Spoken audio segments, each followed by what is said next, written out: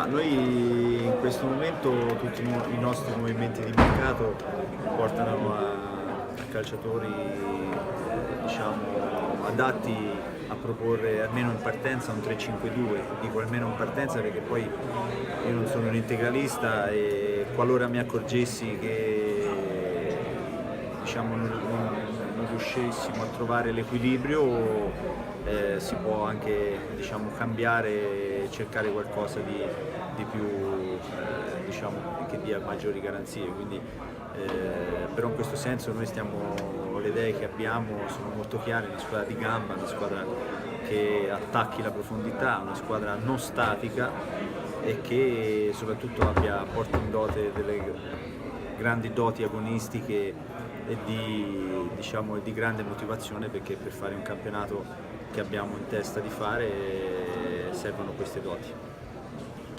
Ma io l'avevo già allenato anche a Pistoia, quindi io so che è un giocatore che, se messo nelle condizioni ideali, può sicuramente fare molto di più di quello che magari è riuscito a dare fino a questo momento della sua carriera. Io mi ricordo di lui prima che venisse a Pistoia, a Monza, in una squadra che era allestita per vincere il campionato, chiaramente con, diciamo, una piazza diversa da Catania dal punto di vista ambientale, ma altrettanto quando ci sono le proprietà che fanno le squadre per vincere, poi comunque delle tensioni ci sono. Lui fece in mezzo girone 8 gol molto importanti e tra l'altro all'inizio non partì neanche titolare.